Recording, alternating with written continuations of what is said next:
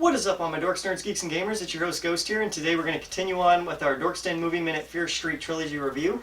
Today we're talking about Fear Street 1666, the very last movie in the trilogy, which is a period piece, which I was not expecting. I kind of was expecting with the title 1666, but what I wasn't expecting was for them to tell a whole story in one movie, and then go back to modern times halfway through the movie to finish off that story as well. I was not expecting that at all whatsoever. I figured we'd get another movie like 1976. We're stuck in the same period, but we eventually move on to it and get a little ending piece of how it ties up, and that's going to be the end of the series.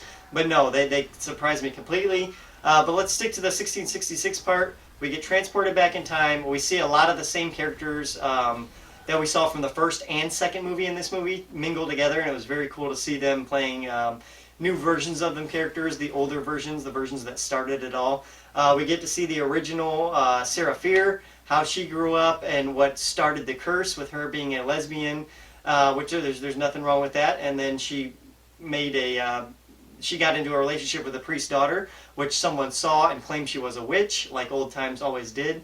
And that kind of brought on the curse, and she ended up getting killed by Sheriff Good's ancestors way back in time, who we find out was into some dark magic. And he is actually, spoilers, Sheriff Good is actually the bad guy of the whole series. We find out in the past, right before Dina's getting hanged, who's playing Sarah Fear in her body or whatever. So she's getting hanged just before she dies. We find out Sheriff Good's the bad guy.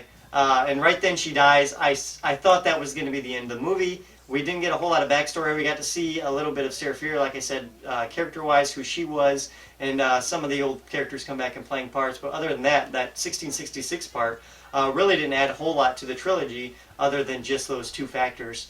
But yeah, very cool scene. But then we cut back to modern times, which had me so excited because I didn't think we'd spend half the movie back into Fear Street 1994, but we do. We go back to part one, where they make a plan to capture Sheriff Good and all these killers, because the killers are all still after them from part one and part two.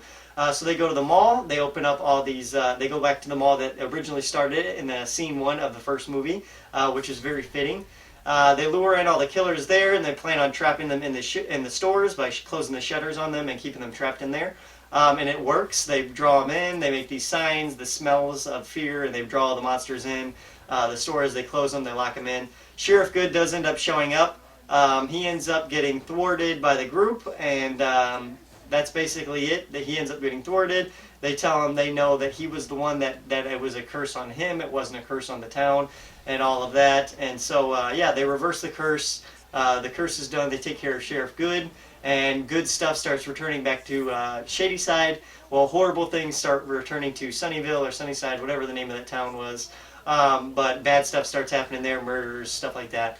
So the curse was real, and it's proven in the end of at the end of the series. Alice and Dina end up getting together, and they end up finding their happily ever after. The brother character is still around and alive. But yeah, it's basically it. It was a good wrap up for the series. A very good third movie, I thought. It tied every character together from the first and second movie while still being something fresh and new. With the time jump in between, I was not expecting at all. Very surprising and well worth it. And they also added more in of the young adult kind of vibes that were in the first film, with the painting and the graffiti and the way they kind of did that Home Alone style trap on the killers in the mall. So yeah, very good movie. Definitely very happy I watched these trilogy and all. Once again, great cast of characters, great writing, great mix of two different tones that shouldn't mix together, but they do perfectly. So yeah, Netflix, great job on this movie. For part 3, I'm going to give it a 9 out of 10 because it ended satisfactory. It ended the way I wasn't expecting it to, and it had a grand finale I didn't think was going to be there. So yeah, 9 out of 10 for me. Let me know down below what you guys think of Fear Street 1666. Have you watched it yet? If you have, let me know what you thought of it. Like, subscribe, and share, and as always, guys, keep it right here on Dorks Den. I've been your host, Ghost. Adios.